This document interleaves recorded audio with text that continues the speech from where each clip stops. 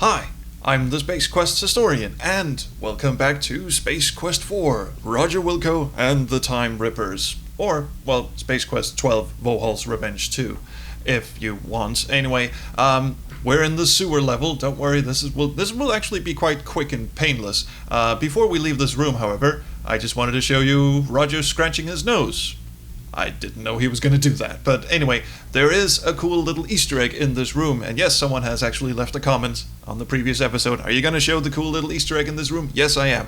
And I think I just spent, 20 or 30 minutes actually getting it to work. Because you have to position Roger in just the right place. You have to get him down here and then move him all the way to the left. And then click the Buckazoid icon on the bottom left of the screen. And then Neil's European Vacation shows up. This is programmer Neil Matz, who just put in a slideshow of his European vacation in Space Quest 4. Hey, that looks like Vienna's parliament. Not many people get a chance to see this before they die. And I'm serious, this only works in the CD-ROM version, so the stone structure vaguely reminds you of photos from Munich, where you've heard tales of beauty and mystery. Most people will never see such things before they die. Yeah, it's just a slideshow that he put into the CD-ROM version. It doesn't work with the disc version, so for the longest time I was dicking around with ScumVM, and I didn't think the NewRisingSun patch would have this Easter egg in it, but it does. Isn't that Neil in Lucerne, Switzerland? What a good-looking guy! Most people will unfortunately never get to know Neil before they die. Man, that was intense. Neil's tip number 37. Do things before you die. Thanks, Neil. I'll be sure to do that. So, credits David and Russ for the ride to San Francisco, Mom and Dad for the plane ticket, Patrick and his family for a place to stay. Special thanks to the Dutch coffee shops, and the Swiss posse and the European women. Really, Neil, dear God. Aborigines, Cece, Gina, Laura, Melissa, Durwood, Shock, Lee, Cave, Dave, Ken, the new guy, Ron, and Amy, Animal Wrangler, Shannon. To my brother on a mission with no permission, an inspirational name drop to Public Enemy, Chuck, Flav, and X. Nothing fake, just that raw, hardcore shit. Jesus Christ, it just goes on. Other things, randomly, Max Beastie Boys, Carverman, Cube, Cypress Hill, Scott the no-sellout guy from Andromeda, Murphy, and atheists everywhere. Holy shit, Neil. As you can probably guess, that Easter egg was undiscovered for a very long time. I don't recall when it was discovered, but it was way after the game was released. I don't even think Scott Murphy knew it was in there. I think Neil Match just put it in there and put in a swear word, so obviously if anyone from Sierra had discovered this Easter egg before release, they wouldn't have put it out. And apparently Neil is into hip-hop. I didn't know that. We will meet Neil sometime later in the game. He voices... Get this. He voices the pickle. I'm sorry. He voices a pickle. I was just going through the condiments and the, no, he's a pickle. So, anyway, let's get on with the sewer level. That was a bit weird, wasn't it? Oh, and thank you for all your very nice comments on the previous episode. Yes, a lot of people have commented that they would like me to... The door has shut, and there's no way back. I'm just being very cavalier about this, predicament that we're in, because now we're trapped in the sewer, and it's not actually... It looks very mazy, but it's not. Anyway, people have asked me to point out when, some graphical differences from the disc version to the CD-ROM version show up, and sure, I'll do that. There aren't actually that many. And I've had a look around the web, tried to look up if there were any differences that I may have missed that I wasn't aware of, and I don't think there is. So I will do my best to point them out when they come. Some of them are very minute, some of them might pass me by, but hey, look at that! Hey, dude! A blob of slime has gained an attraction for you. Is the green, viscous, congealed wad of bile helper bent on your destruction? Or is it just a friendly puddle of scum looking for a new friend? Dare you find out? Oh, hell yeah! I'm just gonna stand here and cuddle it. You bend down and scoop up some slime with both hands cupped. Nice bit of slime. Okay, so that's not what you're supposed to do. As the green slime dissolves the flesh from your bones, you think, hey, this stuff consumes 47 times its weight in acid. Wow, that bit of trivia was worth it all, wasn't it? Okay, let's do that again.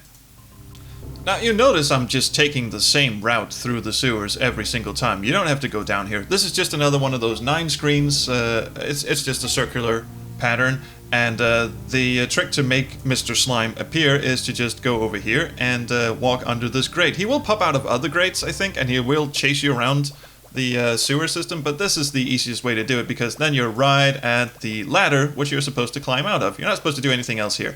However, I am just going to wait for a little while because one of my favorite lines is coming up. You took a little too long. Now it's slime time. And the same thing happens. I just love the way he enthusiastically goes, slime time! Also, Space Quest 4 technological trivia. It was the first Sierra game to have scrolling screens. Well, it might not be the first Sierra game, but it was the first Space Quest game to have scrolling screens. And scrolling screens was kind of a big thing at the time because it made the areas seem larger than they really are. Of course, they had to sort of fade in and out when I go down here because it's the perspective doesn't quite match up or something like that. Anyway, we do need Mr. Slime later on in the game, and this is actually kind of an unfair little bit of puzzle thing. You scoop up the slimy secretion. Better get away now before it scoops you up. He's got the wiggling eyebrows and everything. We need him later in the game. We actually need him right at the end of the game, and if you didn't do that, if you didn't pick up the slime, there is no way to go back down and get it. Actually, there might. Actually, now that I think about it, you might be able to catch one of those transports down to the surface, go back, pick up the slime, then get back up. You know what? I actually haven't tried that. But it is kind of a dick move. You don't know that you need the slime until later. Hello. It's very pleasant looking. I forgot to put in a look description for the sequel policemen who are now running out. I actually love that perspective. I just clicked away from it, sadly, but I love the perspective of him just looking out from under the sewer grating. It's almost cinematic in a way. Now, we don't have a lot of time on the screen, so I'm just going to click in the this seems to be a relatively spacious landing gear compartment. Wonder how cramped it gets in there when the gear is stowed. We're about to find out. And without really, collecting its passengers again, the thing just sort of takes off. I don't know, so that means that there are sequel policemen running around down here for no goddamn reason whatsoever? God only knows. But anyway, we're about to really be treated to a cinematic thing. A thing of cinematic beauty, which is this thing taking off and approaching the giant supercomputer. Well, we've seen this shot, but they included it because it is a very pretty shot, and it has that... Come on. That very nice sound effect, which you may recognize from Space Quest 3. That's the MC-32 sound effect of him approaching the planets. They just sampled that as a digital sound effect. And now we've got a couple of close-ups of the supercomputer as we approach the landing, and this is cinematic as all hell. The music is kicking. I'm talking over it, which is really quite a shame, actually. And we approach. This thing is actually hovering right now because the landing gears are about to come out. So it's whoever's not okay, there was still a dude on the ship. He just dropped off his buddies and just fucked off. Alright, cool. Now we're at the supercomputer. It might be a good idea to save our game because, well, which is still technically on Xenon. Cool. Interestingly, once you get out of a save game dialogue, the mouse cursor changes to the pointer for just a second, and you just go, what? Anyway, I do that. I get scared a lot. Anyway, we're supposed to follow him, and again, we're on a strict timer. Once we get to the next screen, another time pod is going to show up. There you go. He's going to come out. That's Mark Siebert and Orpheus Hanley. They're both sound designers at Sierra. The first guy talking is Mark Siebert. I just completed a scan of the Labion sector of Space Quest 2. No sign of presence at this time.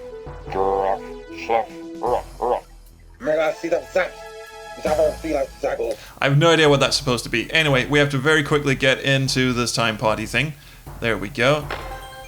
And now we're safe. If we spent too long on that screen, they would have noticed me and they would have popped me. And it's not a very interesting death, so I'm not going to show it. Anyway, another dick move here is that we need that time code. I'm just going to be a smart little guy and just take a fucking screenshot of it. There we go. That's the sound of screenshotting happening. So now we can just go anywhere, really. Yeah, let's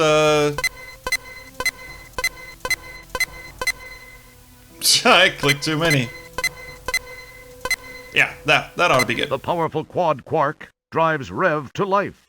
Time and space bend under the fibrillations of the time-rip transfluxers. Your adrenaline and stomach reel with the hyperbolic hyperbole. You have to listen to this spiel every single time you key in a time code. Nothing much happened. Even when it doesn't work. That must not have been a valid code. Try again. Now you're probably wondering, why am I just mashing random buttons? Don't mess with it. Fuck you. And even if you miss a button, he's gonna go ape shit on you. The reason I'm just mashing in random buttons is because you are supposed to just mash in random buttons. And finally, there you go. That one worked. You're supposed to just mash in a random code, and the second or third code will work regardless of what it is. And since we don't actually need that code later in the game, it could just been anything. We could write it down. Incidentally, the reason why we're writing down codes is they are randomly generated for each game, so each game you have to write down the specific time codes. Yeah, sure, I'm gonna capture this one as well. I don't think I'll need it, but I'm using ShareX to capture my my screenshots, and it makes that awful sound every time. Actually, in this time pod, look at that. That's beautiful. First of all, this is Space Quest 10, Latex Babes of Estros. Clever little pun aimed at Infocom and their, what was it? Some babes of something. Leather babes of Phobos or something like that. They had a text, Infocom had a naughty little text adventure called Latex Babes of Phobos. I think that's what Leather Babes of Phobos. Anyway, Latex Babes of Estros. peering through the port, you see an unusual land. Its wind-carved pinnacles and buttes bring back memories of the planet Corona, where this whole adventure mess started. It's a little prettier than Corona, I have to say. It's less deserty and more rocky thingy. But before we do anything, let's just have a look around the time pod, because as I say, there's a lot of look messages. Some of them are really funny, like this A headrest. standard time pod headrest. Not very comfortable, but the regular operators have metal heads, so it's not a concern for them. And This is a small panel which provides access to the innards of the time pod. If you have a 3P223 4QR access panel wrench, that is. Which we don't. And this is my favorite. Those are unshielded quark power cables. No telling what they're doing to your DNA's genetic structures right now. And you may have noticed that we actually have smell and taste icons. They're disabled in here, but there are a lot of funny messages. If you, they don't do any, they don't solve any puzzles whatsoever. They're just there for fun and flavor. Well, one of the icons is for flavor anyway. I mentioned in the previous episode that there was one big thing in the resource audio file that had to do with frogs. Well, this is actually the screen that Space Quest fans are pretty sure that it comes from. In the resource audio file, there's a voice clip of Gary Owens singing "Blue Frogs on My Shoulder Makes Me Happy." Blue frogs on my shoulder makes me happy.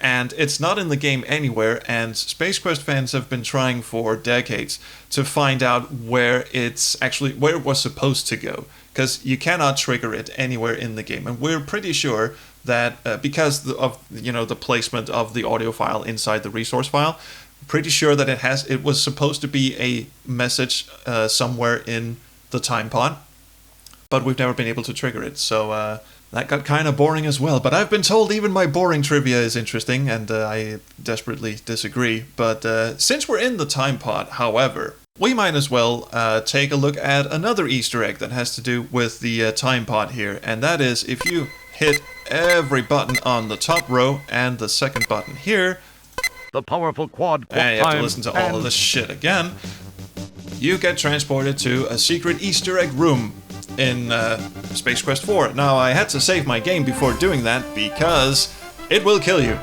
Unless you just stay in the time pod and head back in, it'll just kill you. There's that color cycling again I was talking about in the previous episode. You know how the colors blend naturally into each other. Anyway, welcome to Space Quest 3, The Pirates of Pestilon. I think we just got done with this. But anyway, if you try and exit the time pod, it's very nice. And they even captured the old EGA look of the original Space Quest 3. But since we don't have our thermal weave nuclear underwear This is anymore... Roger. This is Roger on Ortega. Any questions? Yeah. we die. We die in a horribly puddly, gooey kind of way. Even I just love how the eyes are just sitting there on top. You'd think they would melt as well. Ooh, an extra bit of sizzle. Cool. Anyway. One last thing I want to show before we get on with the game is a secret time code that was put into the New Rising Sun patch. It's not in the disc version or the CD version, at least not the original ones, but it is in the game's resource files. So New Rising Sun actually put it back in the game where it should have been. And I just have to look this up, so bear with me a second. Yeah, this one is tricky. So you have to enter 3 separate time codes. And it's gonna get a little tedious here because, well, they're time codes. That's the first one, and nothing will happen. Then you enter the second one. The music gives you a nice accompaniment as you're hunting and pecking for the different code little weirdo things here. Actually, you guys were asking me differences between the CD-ROM and the disc version. In the CD-ROM version, the keypad here is much harder to read. For some reason, they went in and they thought, well, it needs more detail, so we're gonna put in more detail on the keypad, which makes it much harder to read. And this should be the last code. The powerful quad. Yeah. You're good. There we go.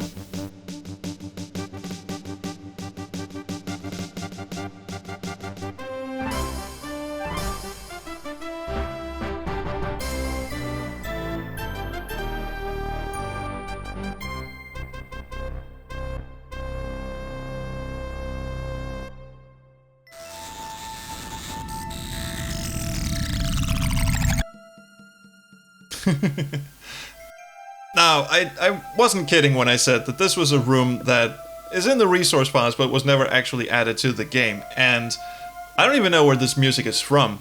It may be it was intended for this room or not. Anyway, this is the famous room removed for legal reasons. It was supposed to be in the game. It was supposed to be a secret time code like the one to Ortega, where you would enter this room. This is the back room from Leisure Suit Larry 1, the VGA remake, and it's got all of the shit that got Sierra into trouble.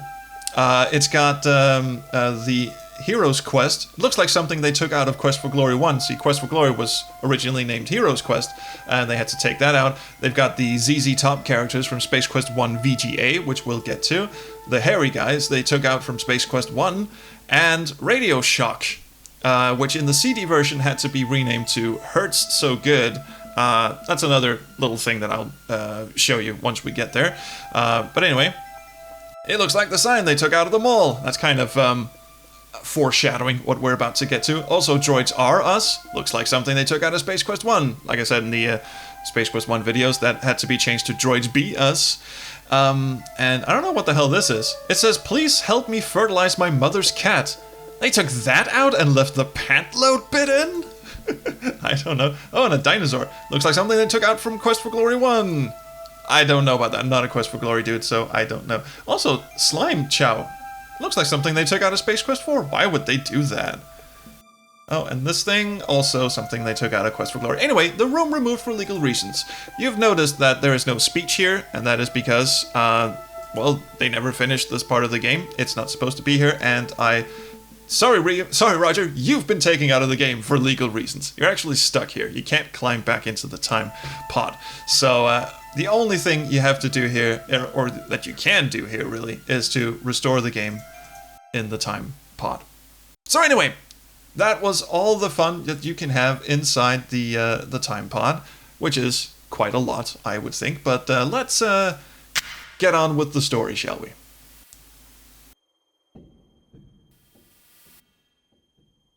Now this is truly a majestic place. It's very quiet, and I kind of like it that when you get to a new place, it doesn't have that like foreboding music. It doesn't have anything apart from this high little whistle sound.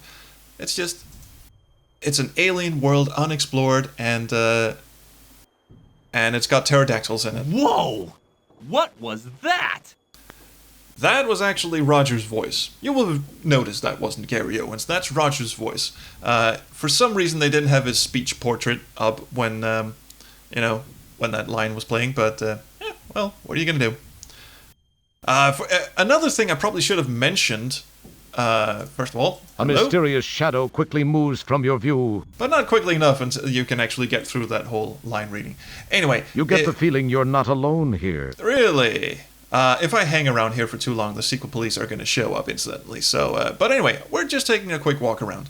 Another thing I didn't mention in the previous video is that the CD-ROM version of Space Quest 4 has speech and text, but you are unable to select both, at least in the vanilla version. If you play it in ScumVM, you can select both. And one thing that the NewRisingSun patch also does is that it lets you pick both.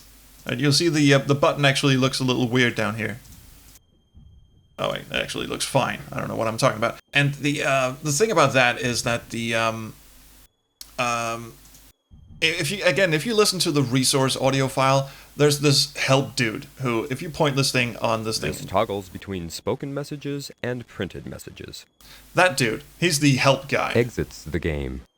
Information about the game. Blah blah. Very nice guy. Anyway, if you look at this thing, he, like you just heard, he said it will toggle between spoken and printed messages. There's a line in the resource audio file that says toggles between spoken messages, printed messages, or both. Which means that the option to have both subtitles and spoken dialogue was in the game at some point. This icon tells you about other icons. Cool. And they took it out. They took out the option to have both of them on at the same time. Which I thought was kind of a dick move, actually. Like I say, if we hang around this place for too long, the sequel police will actually show up and chase us around the room here. And we don't really want that. So let's just carry on with the game.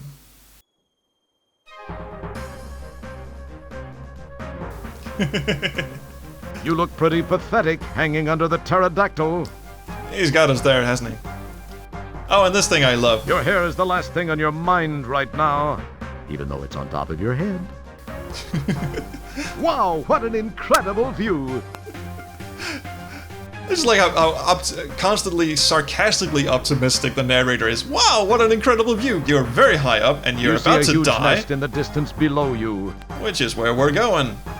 Also, his uniform kind of changed color, but Hey, those Talon things hurt. You didn't much care for the landing either.